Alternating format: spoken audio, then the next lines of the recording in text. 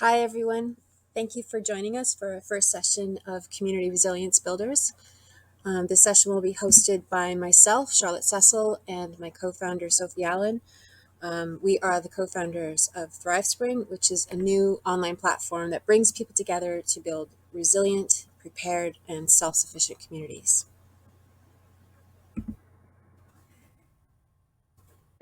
So we'll talk to you a little bit more about ThriveSpring later on, but today we thought it would be useful to just give quite a quick introduction to some of the basics of preparedness and community resilience. So what we'll do is we'll introduce those terms for people that aren't that may not be familiar with them. Talk a little bit about why we need personal preparedness and community resilience, what we see community resilience as. And then we'll focus in a little bit about, where do we start? They're quite big topics. What can we be doing today, tomorrow to start contributing to our own preparedness and resilience? We'll have a look at some of the barriers to those, and then we'll focus in on some of the basics for preparedness, neighbourhood resilience, and then we'll give you a very quick introduction to ThriveSpring, and then hopefully we'll all have some time at the end to have a chat about our thoughts on what we've discussed and any potential meetings or events we might like to have in the future. So, what is personal preparedness? So we are talking about personal preparedness today, very much from the angle of what we can be doing as individuals, for ourselves, for our families, to be better prepared in the event of disruptions, emergencies and disasters. So emergencies and disasters are two different terms, slightly different, so I'm just going to go over those for you now. So an emergency is a sudden, urgent, unexpected event requiring immediate action, usually requiring help. Sufficient resources are available to deal with it. Whereas a disaster is a calamitous event, especially one occurring suddenly and causing great loss of life, damage or hardship. Sufficient resources are not available. So the real difference between the two different terms is that a disaster is where there are not sufficient resources available, it becomes unmanageable and there's widespread damage. And then we'll also be talking about community resilience. So we see a resilient community as one that is robust, adapted, prepared and connected. And there's many different ways that we can contribute to this and try to make our communities more resilient. So we've listed a few here. Individual and neighbourhood preparedness is really key. So we'll talk to you a little bit more later about how individual preparedness is a building block of community resilience. Public awareness of local hazards and vulnerabilities, strong social ties and connections, community engagement and capacity building, self-sustainability initiatives, and mitigation, preparedness, response and recovery resources.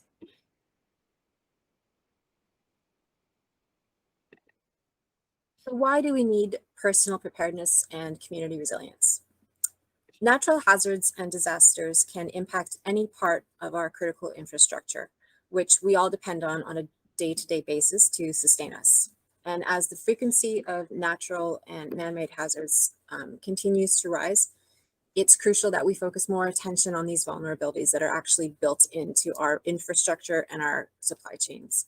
Because severe disruptions in one sector can have cascading failures impacting other sectors with catastrophic results in a worst case scenario. Some of you might remember the 1998 ice storm in Quebec and Eastern Ontario, which left millions of people without power, many for several weeks due to the enormous damage from trees falling down on power lines and the damage to substations. And what you may not know is that 2 of Montreal's water filtration plants lost power. And as the water supply was running dangerously low, they were just hours away from losing drinkable water for the entire city.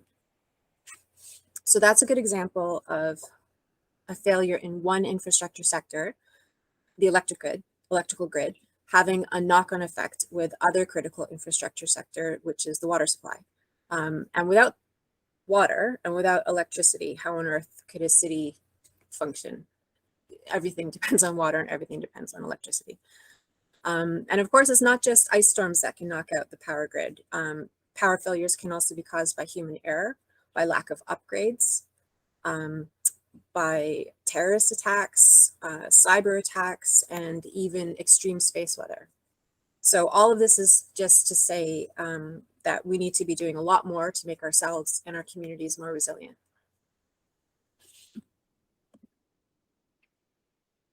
So we've included here a very kind of broad overview of how we see community resilience.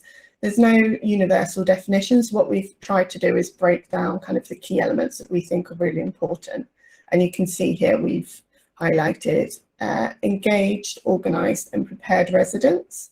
So that involves a lot of this personal preparedness that we're talking about. So 2 weeks plus of necessities per household, connections within your neighbourhood so that you can, you're better coordinated in the event of an emergency, awareness of local hazards and risks. And then we've got local water and food security. So that can include community projects like community food gardens or rainwater harvesting. Robust local economies. This one's really key and includes things such as shortening supply chains and making sure those supply chains are more diverse. So in the case of a widespread disruption, local communities are better prepared and more robust. And business continuity planning, again, is another essential element there. And then lastly, sustainable resilient technologies. So that can include things such as renewable energy and heat technologies for homes and businesses, sustainable sanitation, or community-owned microgrids.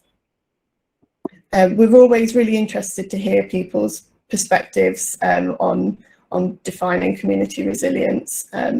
This is what we have put together, but we would be really interested to hear anyone's perspectives at the end on, you know, if we've missed anything off or if you think that something needs tweaking slightly. So please do let us know. So where to start? A lot of people are under the impression that being prepared for emergencies is kind of a selfish thing. It is our view that it's the completely opposite. It's not selfish in any way, because if you take the steps necessary to make you and your family more prepared for emergencies, you are in a much better position if there is an emergency to be able to reach out to your neighbors, because if your family's safe, then you can go, okay, who else should I be focusing on now? If your family's not safe, you're only going to be focusing on them. It also means that if the authorities come and knock on your door and ask if you need any help, you can say, nope, you can go and focus on more vulnerable people. So it really is a very pro-social, pro-community kind of thing that you could be doing. And so once you've taken care of the basics of emergency preparedness, then you can start to reach out to your neighbors and wider community and figure out what you can start working on together.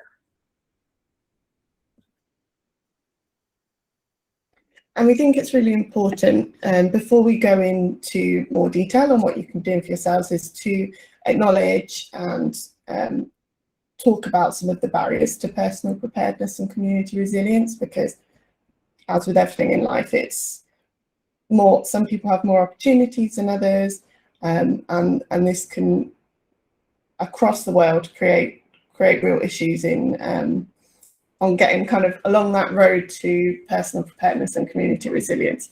So just a few examples that we're highlighting here are access to information. So it's really important that within your area, you know what hazards and risks you're exposed to, but everybody's access to that information is going to be different. So for example, in linguistically isolated communities, it may be difficult to access information specific to your community in your language, or temporary communities such as tourists may be visiting the area but perhaps don't know where to go to find that information. A lot of information around hazards and risks can be really complex and difficult to understand. So one thing that's really important is to make sure that information is accessible as possible. And then resources. So we're going to be talking a little bit about what you can be doing in your home to put together some emergency kits. And we understand that putting together an emergency kit can be expensive, it can be costly. It requires time to put these things together, and some people just are very focused on the now and just don't even have the capacity to be thinking that far ahead. So we will talk through a couple of things that we think can help with that. Also space, physical space. We'll be talking about, making sure that you have an adequate water supply. Some people just might not have room in their homes or within their communities to be storing litres of water. Technology is another one. Different areas have different access to technology. For example, community energy, or plenty of people across the world still don't have reliable access to internet. And then buy-in and infrastructure. So this can be within your families, within your community, or even within your area, within councils, etc. It's very difficult often to build support for emergency management, emergency preparedness, because we are all focused on our day-to-day lives and having to think, at some abstract concept perhaps in the future, something that may happen, may not happen, is not always a priority for people. Some areas are really lucky, they have brilliant emergency management departments with loads of funding, others aren't. So we will touch on this as we go throughout, but just a few things to bear in mind. So now to focus in on some of the basics of preparedness. The Red Cross are a brilliant resource for this, so we do recommend having a look at what they have available. These are some of the key points that they highlight. So firstly, knowing risks in your community. First thing we all need to do is understand how hazards could potentially impact our lives. So this can range from home fires, floods, ice storms, earthquakes, tornadoes, and power outages, which, as Charlotte mentioned earlier, can cause cascading failures in different sectors also. So go out, find information about what hazards are in your area and understand how that could potentially impact you. And then using that information, you can create an emergency plan. You can find the emergency plan for your area. Most areas will already have an emergency plan, but then you can focus in on that, how you can use that within your family also. So pick a safe place for your family to meet up if you're separated. And one thing that we've added here as well that I think is really, really useful is to establish an out-of-town contact. So if communications go down or spotting within your area, it can be really useful to have somebody who is out of town, perhaps where communications are more reliable, that can help coordinate between your family to get you to that designated meetup spot. Once you've done that, you can start having to think about putting together an emergency kit. And we're going to go through a few different types of emergency kits now and things that you may want to include in those. As I mentioned on the barriers slide, these emergency kits are something that can really put people off and can act as a barrier. So we do suggest starting small, building incrementally, or even coming together as a community and building community kits or bulk purchasing, so that that brings the cost down. Okay, so let's start by focusing on your household emergency kit. Again, the Red Cross is a good resource for this, and they recommend that each household puts together a kit with enough supplies to last for at least 3 days, ideally a week or two if possible. But again, as Sophie mentioned, space is a big deal for a lot of people, especially if you're living in the city in a small apartment. But at least 3 days worth of stuff is really important, especially water. This is something that it should probably make your top priority. We all need 4 liters of water per person per day. Now that doesn't mean we're going to be drinking that much, but for, cleaning dishes, brushing your teeth, cooking, it works out to about 4 liters per person per day. You also have to keep in mind, if you have pets, how much water they will need as well. Food, you want non-perishable food and a manual can opener, because if power's out, your electric can opener is not going to work. And then we're going to share this slide with you so you can go through this list on your own and just figure out all the things that you would need. But in addition to these items, we also recommend that you have a physical hard copy of a photograph of each person in your household, as well as your pets, in case you ever get separated. It would be a lot easier if you can actually show people who it is that you're looking for.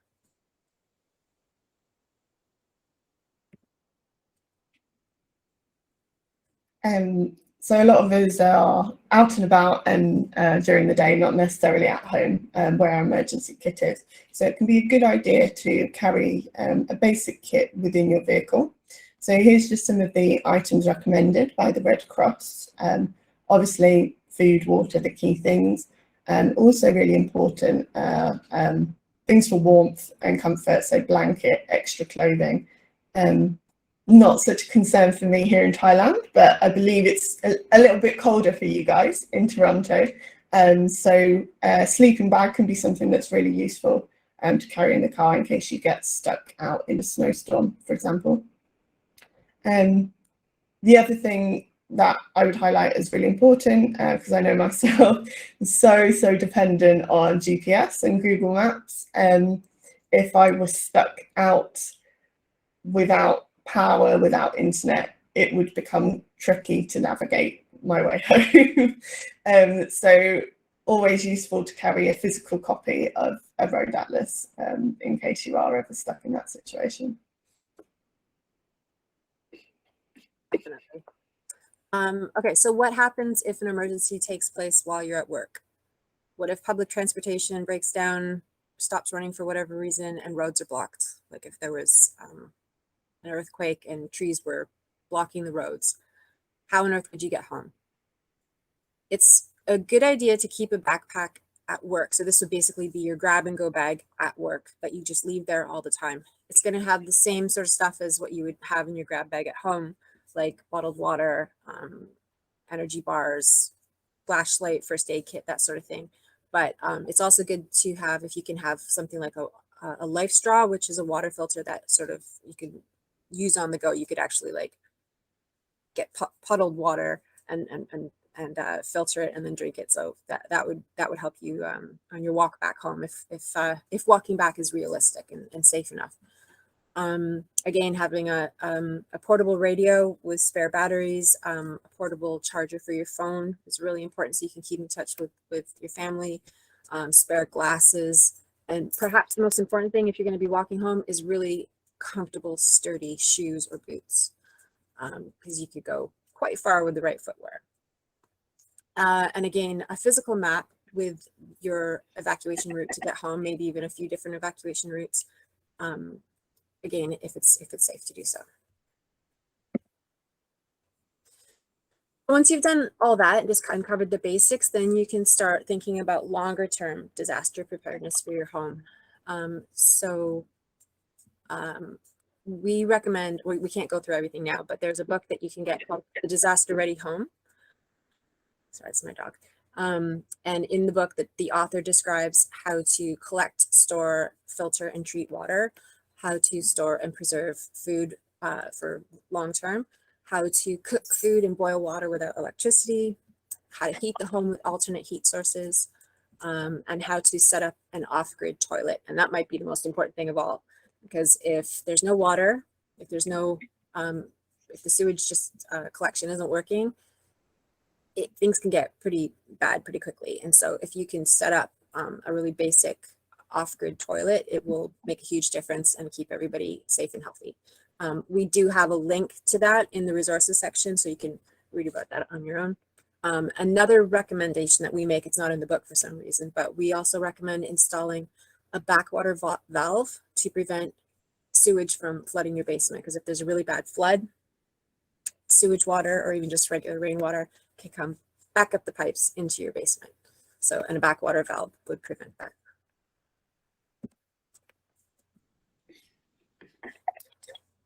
So you have learnt about the risks in your area, you've made a plan, you've started on a kit. What are some of the other things that we could be doing to build preparedness and resilience? some of these you can be doing at home. Some of us, not all of us, will have access to space to grow fruit and vegetables, start growing some of our own food, even potentially rainwater harvesting. Learning some basic first aid is always something that's really useful. And then we can start speaking to our neighbours, getting to know our neighbours and other people within our communities to start building that community resilience that's so important. And just some of the ideas of things that we could be doing together and to build our community resilience are building food gardens, getting involved in community supported agriculture, setting up some emergency mesh communication networks, which are decentralized communication networks that can be set up between various nodes and are more independent and more resilient when there's a disaster and communications networks go down. Mutual aid groups, we saw so many brilliant mutual aid groups popping up during COVID, neighbours doing shopping for each other, supporting each other through difficult times. And then there's the Map Your Neighbourhood programme, which I'm going to talk to you a bit now, which is a really brilliant way of working with people in your area to build preparedness together. But yeah, as Sophie mentioned, a really great thing that neighbors can do is create or implement the Map Your Neighborhood program. This is a program, it's a NISTEC program that was developed in 1989 after a very bad earthquake in California.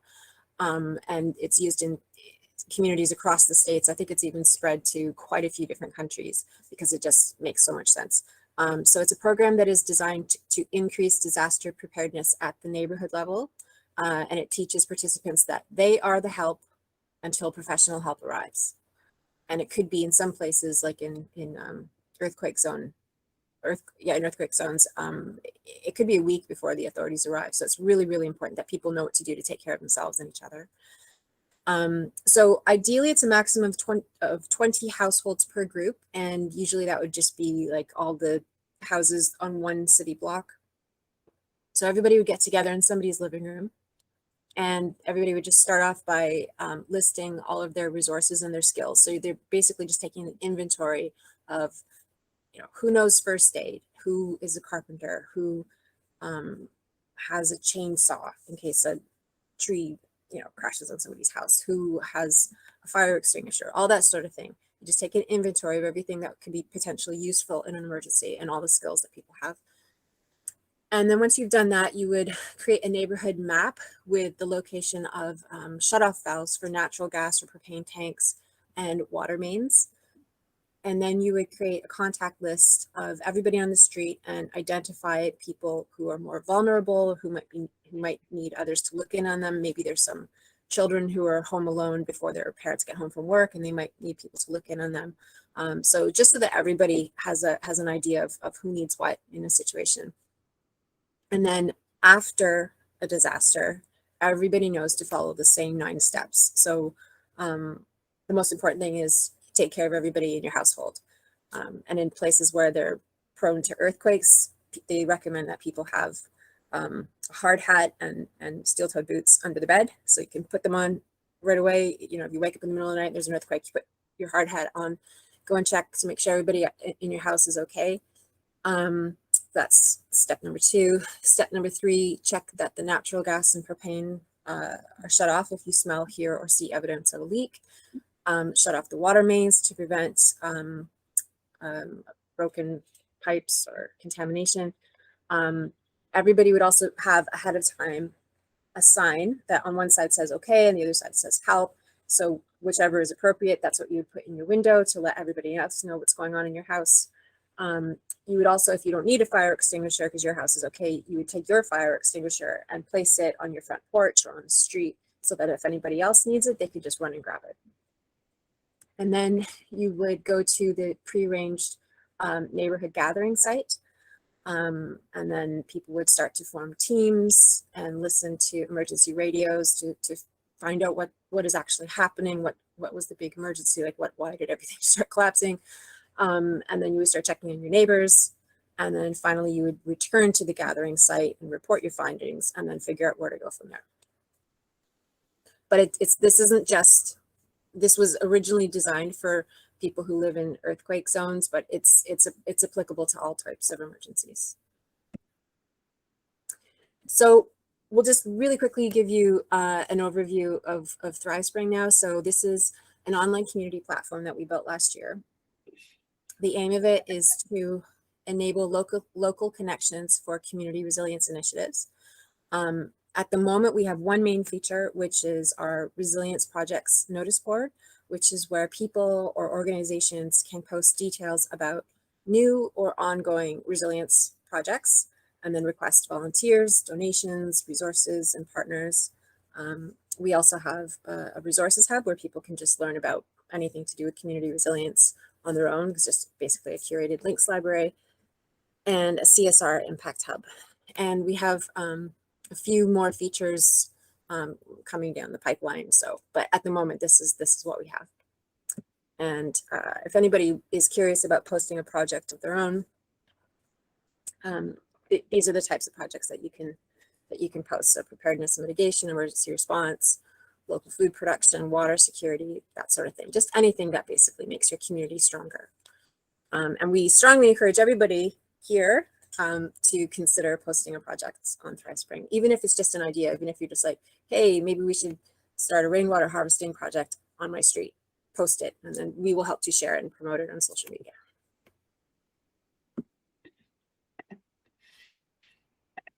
So we've just put together a few slides here with different resources that we thought you might find useful. We understand that there's so much information out there, so many different resources, so we thought it'd be useful to highlight some that we think are useful. And also, as Charlotte mentioned, there is a resource hub on the ThriveSpring website that you can go to find many of these links and more. So we've added some here on disaster preparedness, emergency preparedness, community resilience, and then a few books that either we've read and think are good, or some that we want to read, haven't got around to yet, but have brilliant reviews. So please, if that interests you, go take a look at those. So that's pretty much it for this session. So we'll just open it up to questions, and then also, you know, if you guys want to give us ideas for what we should talk about in future sessions, you know, we're happy to take ideas. For some things, we would need to bring in outside experts, such as for permaculture, or you know, what to do if you wanted to set up a community energy group, that sort of thing. We would be bringing in outside people. But there are other topics that we can cover ourselves. So thanks very much for joining us, and we look forward to seeing you at our next Community Resilience Builder session.